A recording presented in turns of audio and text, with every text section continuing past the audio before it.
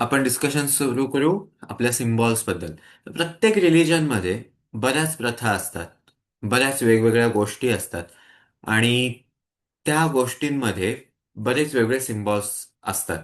आता सिम्बॉल्स कुठल्या कुठल्या प्रकारचे असतात? एक तर सिम्बॉल्स असतात अं, एखाद्या मूर्तीद्वारे. दुसरे काही सिम्बॉल्स असतात चित्रांद्वारे. तिसरे सिम्बॉल्स असतात, हे जास्त महत्वाचे आहेत, ते म्हणजे कथांद्वारे. आता याला जास्त महत्वाचं का म्हणलं? कारण हे सिम्बॉल जास्त युनिव्हर्सली वापरले जातात. काही संस्कृतींमध्ये मूर्तीद्वारे सिम्बॉल्स कमी वापरले जातात, पण कथांमध्ये ते सिम्बॉल जास्त दिसतात. काही सिम्बॉल्स असतात अ, काही वेगवेगळ्या एक्झाम्पल्समध्ये. जसं ती कथा नसेल, ती एखादी घटना असेल किंवा काहीतरी प्रसंग सांगितला जात असेल आणि त्याच्यामध्ये काहीतरी उदाहरण दिलं असेल, पण ते उदाहरण पूर्णतः सिंबॉलिक असेल.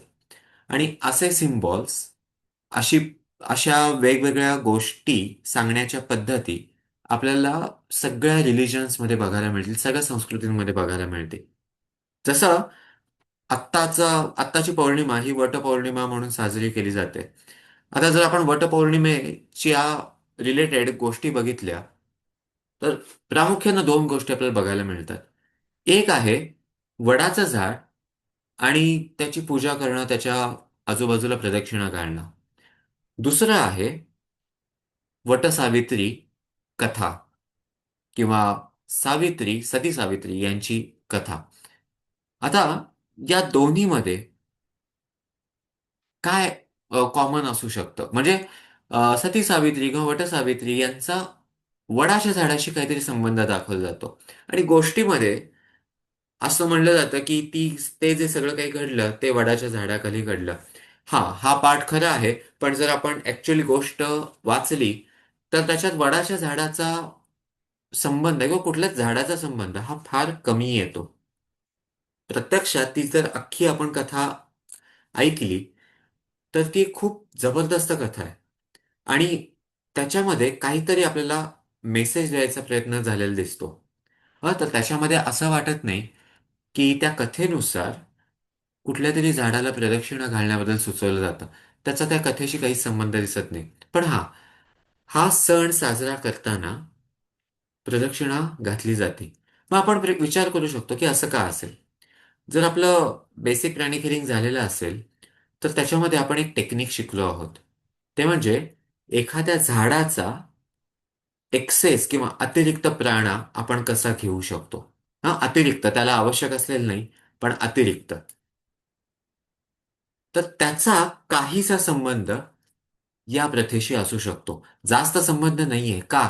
कारण हे डायरेक्टली केलं जात नाही. जसं आपण किंवा प्राणी किलर्स जेव्हा कॉन्शियसली एखाद्या झाडाचा प्राणा घेतात, एक्सेस प्राणा, तेव्हा ते भरपूर प्रमाणात घेतला जातो. आपण 2-3 जास्तीत जास्त 4 मिनिट जर प्राणा घेतला तर आपल्याला असं म्हणजे आत काहीतरी भरल्यासारखं वाटेल. पण एखाद्या झाडाच्या खाली आपण तासभर पण बसू शकतो आणि तरी भरल्यासारखं नाही वाटणार. का?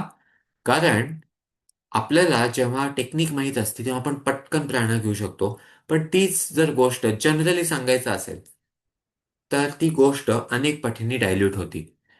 पण तरी सुद्धा जसं एखाद्या रागीट व्यक्तीच्या सहवासात आपण अनेक वर्ष राहत असू किंवा काही दिवस राहत असू, तर त्याचा स्वभाव आपल्यामध्ये उतरतो.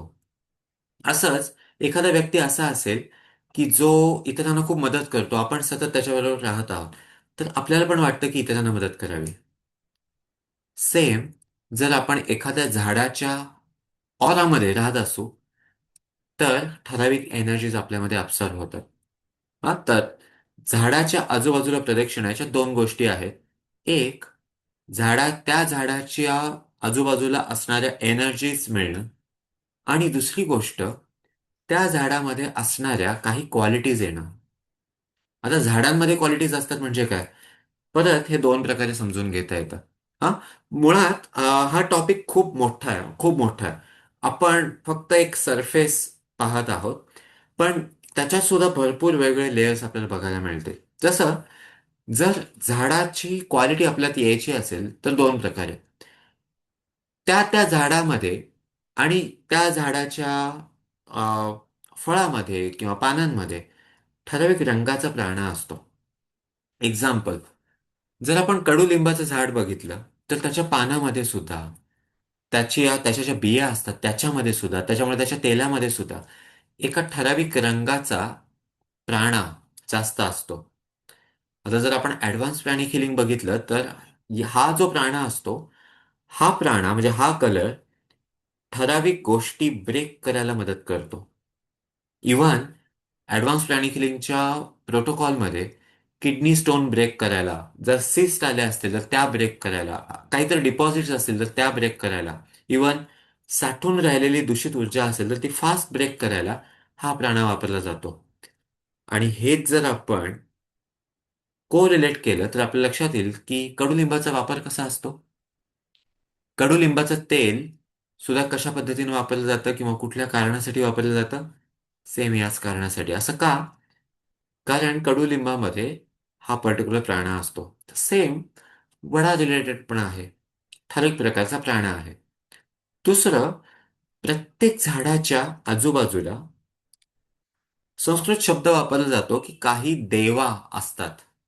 देवा याचा अर्थ आहे शायनिंग वन, म्हणजे चमकणारे जीव.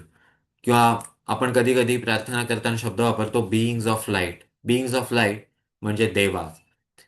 तर प्रत्येक झाडाच्या प्रत्येक झाडाच्याच असं नाही, प्रत्येक जागेमध्ये, प्रत्येक वास्तूमध्ये आणि प्रत्येक झाडाच्या आजूबाजूला ठराविक पद्धतीचे देवा असतात.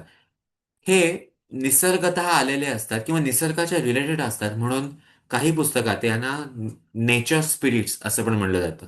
म्हणून निसर्गाच्या रिलेटेड जीव. तर एखाद्या झाडाजवळ आपण जेव्हा जातो तेव्हा तिथले नेचर स्पिरिट्स आणि तिथले ठराविक एनर्जी बिईंग्स आपल्यामध्ये ठराविक चेंजेस करायला तयार असतात, जर आपण तिथं नम्रतेने गेलो आणि आपण आपल्यामध्ये काही चेंजेस घडवून आणण्यासाठी तयार असलो. आता जर विचार करा, 8-10 हजार वर्षांपूर्वी किंवा 5-6 हजार वर्षांपूर्वी या सगळ्या गोष्टी जर टेक्निकली समजावून सांगायच्या असत्या तर ते किती शक्य होतं. आत्ता सुद्धा जर आपल्याला सांगितलं गेलं की या झाडाच्या जवळ अत्यंत नम्रतेने जा आणि बस, तर प्रॅक्टिकली आपल्याला ते किती शक्य आहे. पण हा, जर आपल्याला असं सांगितलं की या दिवशी या झाडाच्या इथं जाऊन पूजा केली आणि तिथे प्रदक्षिणा घातली आणि त्या प्रदक्षिणेचा किंवा त्या पूजेचा फायदा या गोष्टींसाठी असेल, आणि हे जर आपल्याला पटत असेल, तर ऑटोमॅटिकली आपले इमोशन्स चेंज होतील आणि त्याच्यामुळं आपल्यामध्ये ठराविक चेंजेस व्हायला मदत होईल. म्हणून या पद्धतीनं ठराविक प्रथा डिझाईन केलेल्या आहेत. ठीक आहे. आता अजून आपण एक गोष्ट समजून घेऊ शकतो की वडच का, हे इतर झाडांच्या बाबतीत का नाही? असं नाहीये. वेगवेगळ्या सणांमध्ये, वेगळ्या प्रथांमध्ये वेगवेगळी झाडं वापरली जातात. आता या पर्टिक्युलर सणाचा संबंध आहे, खूप जास्त संबंध आहे जमिनीतल्या प्राणाशी. तर गंमत अशी की वड हे एक असं झाड आहे ज्याची मुळं फक्त खाली नाही आहेत, मुळं वर सुद्धा आहेत. आपण जेव्हा ट्विन हार्ट्स केलं त्याच्यानंतर कल्पना केली की आपल्या तळपायातून आणि कमरेतून जमिनीमध्ये खोल प्रकाश जात आहे. हे आपण अशा पद्धतीने पण कल्पना करू शकतो की जणू आपल्याला मुळं फुटत आहेत आणि ती जमिनीमध्ये खोलवर पसरत आहेत.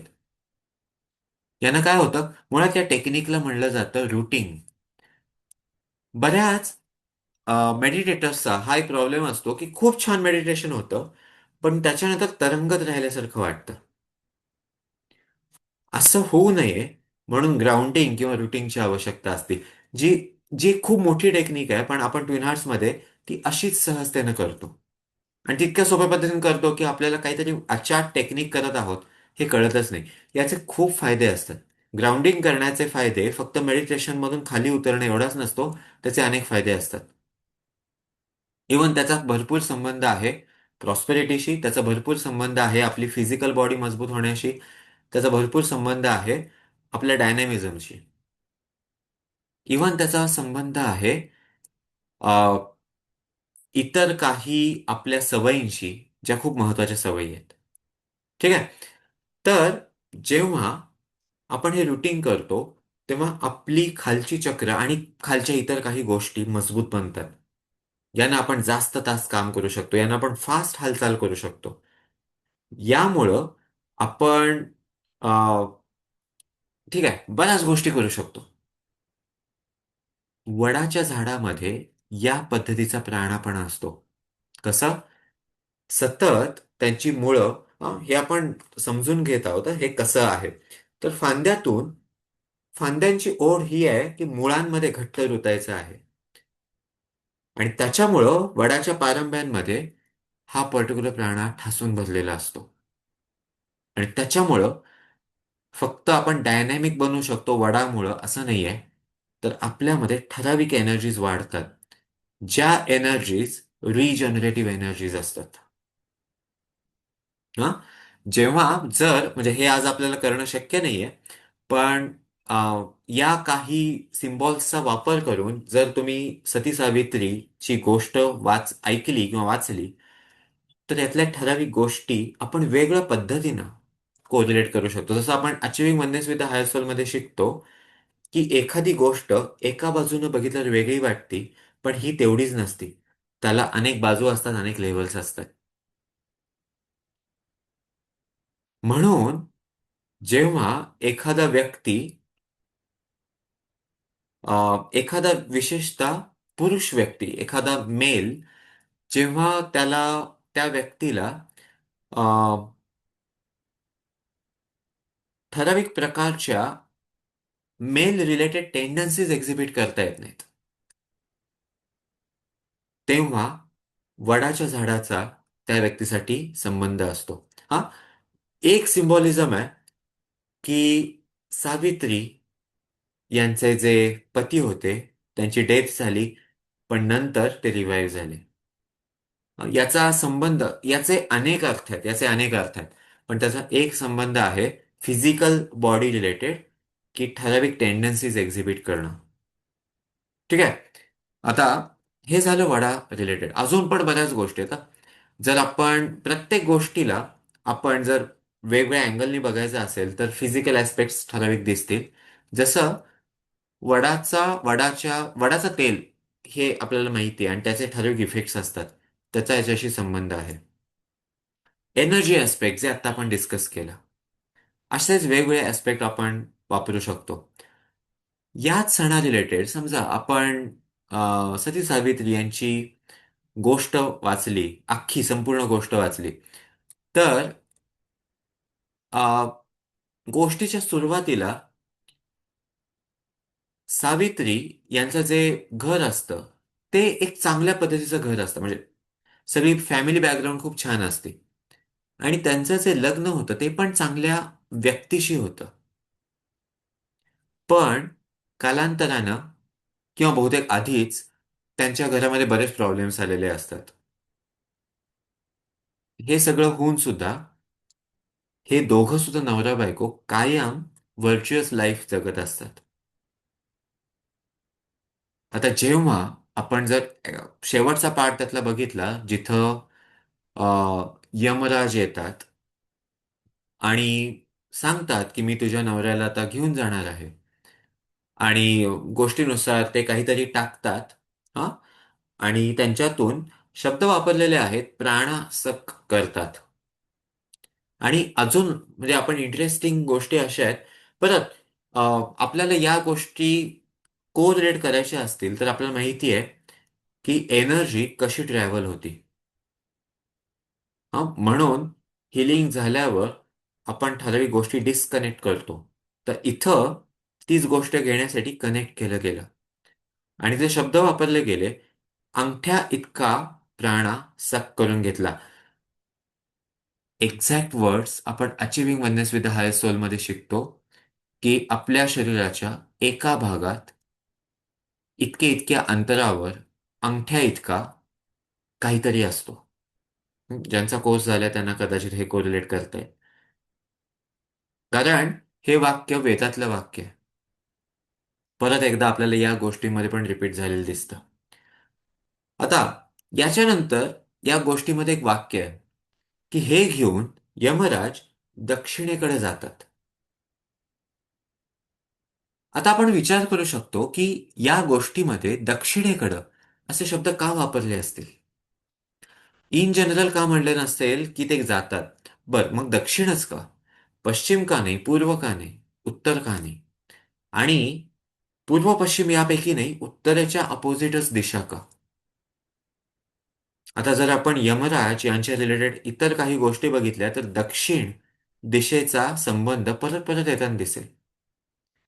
आता हे आपण जर कोरिलेट केलं प्राणिक फेंगशुईला तर आपल्या लक्षात येईल की दक्षिणेकडे काय असतं आणि उत्तरेकडे काय असतं.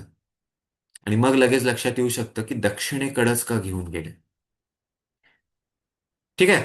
याचा अर्थ असा की या सिम्बॉल्समध्ये खूप मोठ्या प्रमाणात एनर्जी लँग्वेज वापरली जाते. प्राणिक फेंगशुईमध्ये एक्झाम्पल, आपण पूर्वेकडची एनर्जी, पश्चिमेकडची एनर्जी, उत्तरेकडची एनर्जी, दक्षिणेकडची एनर्जी स्कॅन करून बघतो. इवन वायव्य, नैऋत्य, ईशान्य या सगळ्याच देशांची एनर्जी आपण स्कॅन करून बघतो की एनर्जी ती आपल्या हाताला कशी लागते. आणि मग आपल्याला कळतं की प्रत्येक दिशेकडच्या एनर्जीचा काय सिग्निफिकन्स आहे. आणि मग आपल्याला कदाचित लक्षात येईल की या दिशेकडे डोकं ठेवून झोपणं म्हणजे काय आणि म्हणजे काय नाही. हा, कारण एखाद्या दिशेची एनर्जी ही थोडीशी जास्त तास आपल्याला मिळत असेल तर घातक असतं, म्हणून तिकडे तोंड करून झोपायचं नाही. पण काही देशांची एनर्जी खूप जास्त पॉवरफुल असते, त्यांना आपण खूप जास्त पॉवरफुल बनू शकतो. पण ही पॉवर सामान्यतः आपल्याला हँडल करता येईलच असं नाही, विशेषतः आपल्याकडे एनर्जी नॉलेज नसेल तर हँडल करता येत नाही. म्हणून सुद्धा काही देशांकडे डोकं करून झोपू नका असं सांगितलं जातं. पण यातला डिफरन्स आपल्या लक्षात येतो जेव्हा आपण एनर्जी स्कॅन करतो किंवा एनर्जीबद्दल जाणून घेतो. तर थोडक्यात आपण जर सिम्बॉल्सचा विचार केला तर एक गोष्ट आपल्याला परत परत दिसेल, ते म्हणजे हे सिम्बॉल्स एनर्जी लँग्वेजमध्ये बोलतात. आणि दुसरा, हे सिम्बॉल्स व्हर्च्यूच्या लँग्वेजमध्ये बोलतात. आणि आपण इतके लकी आहोत की बेसिक प्राणिक हिलिंग मध्येच आपण एनर्जी पण शिकतो आणि व्हर्च्यू पण शिकतो. एक्झाम्पल, जर आपण परत सती सावित्री हीच गोष्ट बघितली तर आपल्या लक्षात येईल की जेव्हा यमराज, आता तो जो प्राण असतो ते घेऊन जातात, त्याच्या पाठीमागं अनेक अ, माहित नाही अंतर म्हणलेलं नसेल पण दूरपर्यंत सावित्री चालत येतात. आणि मग जेव्हा त्यांचं कॉन्व्हर्सेशन होतं तेव्हा सावित्री ज्या पद्धतीनं बोलत असतात, हा, या गोष्टीमधला हा पार्ट आपल्यासाठी खूप महत्वाचा आहे. कारण त्याच्यामध्ये एक्झॅक्ट आपल्याला डायरेक्शन मिळते की कुठल्या पद्धतीनं आपण वागत असू तर डिव्हाइन ब्लेसिंग्स आपल्याकडे येतात. कुठल्या पद्धतीनं आपला ॲटिट्यूड असेल तर आपल्याकडे डिव्हाइन ब्लेसिंग्स येतात. कुठल्या पद्धतीचं रिअलायझेशन असेल तर हे घडतं. आणि इथं या गोष्टीमध्ये आपल्याला आन्सर्स मिळतात. सगळ्यात आधी फायनान्शियल इश्यूज, सगळ्यात आधी हेल्थ इश्यूजची, मग मिळतात फायनान्शियल इश्यूजची, मग मिळतात रिलेशन्सची, आणि मग मिळतात लॉंग लाईफची. कुठल्या पद्धतीनं रिअलायझेशन असेल, कुठल्या पद्धतीनं ॲटिट्यूड असेल, कुठल्या पद्धतीचं अंडरस्टँडिंग असेल, तर आपल्याला या गोष्टी मिळू शकतात. हा, आपण ही गोष्ट आता विचारात घेत आहोत कारण वटपौर्णिमा होती आणि मे बी रिसेंटली म्हणजे 1-2 दिवसात तुम्ही ही गोष्ट वाचलेली असेल म्हणून किंवा ऐकलेली असेल. एक्झाम्पल, जेव्हा यमराज यांच्या पाठीमागून सावित्री जात असतात आणि बऱ्याच अंतर जातात, ते आणि मग त्यांचं कॉन्व्हर्सेशन होतं तेव्हा सावित्री ज्या पद्धतीने बोलतात, यमराज म्हणतात, पहिल्या पहिल्यामध्ये बोलणं होतच नाही तर ते बहुतेक डायरेक्टली सांगतात की अ, एवढ्या अंतरापर्यंत आलेली आहेस तर पतीचे प्राण सोडून काही पण माग.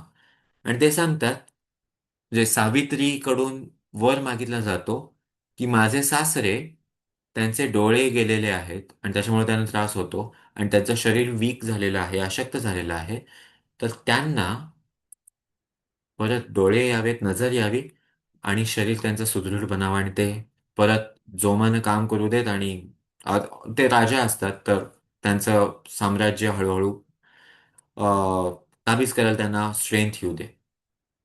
आणि यमराज यांच्याकडून आशीर्वाद मिळतात, असंच होईल, सो बी. आता आपल्याला याच्यातून सिम्बॉलिकली समजून घ्यायची गरज आहे की जर हेल्थ रिस्टोअर करायची असेल तर कशाची गरज आहे. हा, ऑलरेडी आपण जेव्हा व्हर्च्यूचा टॉपिक बघतो बेसिक प्राणिक हिलिंगमध्ये, तेव्हा या रिलेटेड आपण बघितलेलं असतं. कारण प्रत्येक व्हर्च्यूचे ठराविक रिवॉर्ड्स आणि गिफ्ट्स असतात. त्यातल्या एका व्हर्च्यूचा रिवॉर्ड आहे हेल्थ. असंच पुढे गेल्यावर परत एकदा कॉन्व्हर्सेशन होतं. यमराज म्हणतात की तुला इतकी जास्त चांगली समज आहे, तू एवढं छान सांगत आहेस आणि इतक्या लांबपर्यंत येत आहेस, तर अजून एक वर, नवऱ्याचा प्राण सोडून काही. आणि ती सांगते की माझ्या सासऱ्यांचं आणि म्हणजे जो नवरा आता नाहीये त्याचं सगळं साम्राज्य कोणीतरी लुटून नेलेलं होतं, तर ते परत मिळू दे, वगैरे. ठीक आहे, तर याच्यामध्ये आपल्याला लक्षात येतं की कुठल्या पद्धतीचं ॲटिट्यूड आपल्यामध्ये डेव्हलप करण्यासाठी आपल्याला खूप सिम्बॉलिकली सजेस्ट करण्यात येत आहे. डायरेक्ट नाहीये सांगितलं जात. म्हणजे असं म्हणलं जात नाहीये की हे करा तर हे मिळेल. काहीतरी गोष्ट सांगितली जात आहे आणि फलश्रुती म्हणून एक वाक्य लिहिलं जात आहे की ही गोष्ट वाचल्यावर हे मिळेल. प्रत्यक्षात ती गोष्ट वाचून काहीच नाही होणार, म्हणजे फारच कमी होईल, मायक्रो किंवा मायन्यूट डिग्रीमध्ये होईल. पण त्या गोष्टीमध्ये जो ॲटिट्यूड दाखवलेला आहे, तो आपल्यामध्ये इन्स्टॉल केला, तो आपण डेव्हलप केला, तो आपण बिल्ड केला, तर आपल्याला काहीतरी मिळेल. तर या पद्धतीनं ती फलश्रुती आहे. फक्त ऐकण्याचं फल नाहीये, तर ऐकण्याचं फल आहे. म्हणजे आपण म्हणतो ना, नुसतं कानानं ऐकणं, पण ऐकणं म्हणजे फॉलो करणं, त्याचं फल. हं, तर आपलं कन्क्लुजन हे की अशा ज्या गोष्टी आहेत त्याच्यामध्ये खूप मोठा अर्थ ठासून भरलेला आहे, जो आपल्याला खरं तर अनलॉक करणं, समजून घेणं टफ आहे. हे अर्थ आपल्याला बऱ्याचदा तेव्हाच समजतात जेव्हा आपल्याला ते कोणीतरी समजावतात. म्हणून इनर टीचिंग्स ऑफ हिंदुइझम रिव्हील्ड जेव्हा आपण कोर्स करतो आणि पुस्तक वाचतो, तेव्हा आपल्याला इतक्या डीपमध्ये वेगवेगळ्या गोष्टींचं रिअलायझेशन होतं. कारण त्याच्यात मास्टर शो कॉक्सुई या पद्धतीने एक्सप्लेन करतात की ते खूप सिंपल असतं, प्रॅक्टिकल असतं आणि लक्षात येतं की हां, ही गोष्ट अशी आहे तर याचा अर्थ असा आहे. अजून दोन शब्द आपण याच्यात ऍड करू शकतो. स्पिरिच्युअल असतं आणि टेक्निकल असतं. टेक्निकल म्हणजे काय? जसं आपण देवळामध्ये एक चित्र बघतो, हनुमान मंदिरामध्ये चित्र बघतो आणि फक्त हनुमान मंदिरात नाही, आपण चर्चमध्ये गेलो तरी सेम चित्र बघू. आपण जैन मंदिरात गेलो तरी सेम चित्र बघू. पण हनुमान मंदिरात या पद्धतीने बघतो की छाती फाडलेली आहे आणि यात रामाचा चेहरा आहे. परत एकदा हे अशाच पद्धतीने नाही, पण या रिलेटेड या पद्धतीची चित्र आपण वेगवेगळ्या मंदिरात बघू, वेगवेगळ्या प्रार्थनागृहात बघू, बऱ्याच ठिकाणी बघू. आता ही जी गोष्ट आहे, आपण सिम्बॉलिकली असं समजून घेऊ शकतो की त्यांच्या हृदयात रामाबद्दल भक्ती होती आणि हे भक्ती, हे प्रेम इथून दाखवलं जातं. पण हे एक प्रकारचं एका लेव्हलची गोष्ट आहे. ही ऍक्च्युली टेक्निक आहे, ज्यानं आपलं फक्त हार्ट चक्र मोठं होत नाही, आपलं हार्ट चक्र अशा पद्धतीने डेव्हलप होतं की ते एक ठराविक प्रकारच्या एनर्जी स्वतःमध्ये आणू शकतं. आणि आपल्याला ऑलरेडी माहिती आहे, हार्ट चक्र जेव्हा मोठं होतं तेव्हा क्रौन चक्र मोठं होतं. त्याच्यामुळे क्रौन चक्र सुद्धा ठराविक पद्धतीच्या एनर्जीज आणू शकतं आणि या खूप स्पेशल एनर्जीज असतात. म्हणून ही एक टेक्निक आहे.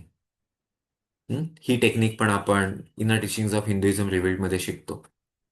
तर जेव्हा आपण सिम्बॉल्स बघू, तेव्हा आपण या गोष्टींचा विचार करू शकतो की याच्या पाठीमागं कुठली कुठल्या एनर्जी लँग्वेजमध्ये आपल्याला काय मेसेज दिला जात आहे.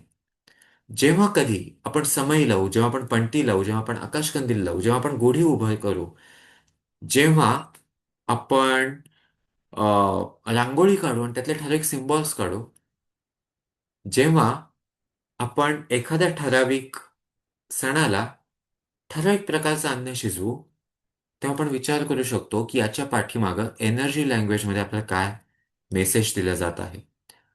दुसरा पार्ट आहे अशा जेव्हा गोष्टी वाचू, तेव्हा पण परत एनर्जी लँग्वेजमध्ये काय, पण व्हर्च्यूच्या लँग्वेजमध्ये काय, हा सुद्धा आपण सदैव प्रश्न विचारू शकतो. तिसरा पार्ट आहे, याच्यामध्ये कुठल्या इनर वर्ल्ड मधल्या, म्हणजे स्पिरिच्युअल वर्ल्ड मधल्या गोष्टी किंवा फॅक्ट्स सांगितल्या जात आहेत.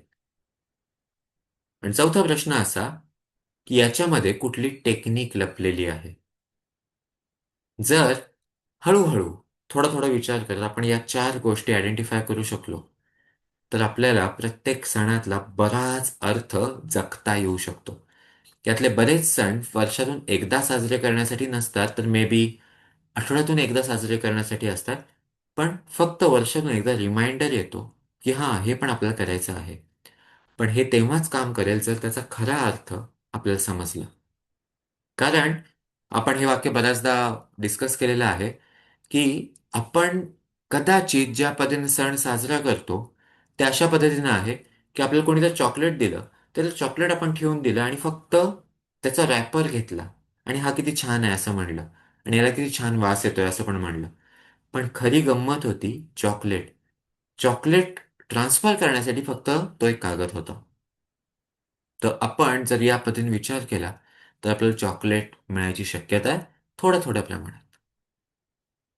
ठीक आहे. तर हा होता आजचा आपला फुलमूनचा टॉपिक. पण जसं आधीच म्हणलं की हा टॉपिक खूप मोठा आहे आणि याच्यामध्ये बरेच लेयर्स आहेत. पण हो, आपण एक गोष्ट करू शकतो ते म्हणजे याच्या रिलेटेड अभ्यास, याच्या रिलेटेड एक्सपेरिमेंट्स, याच्या रिलेटेड विचार.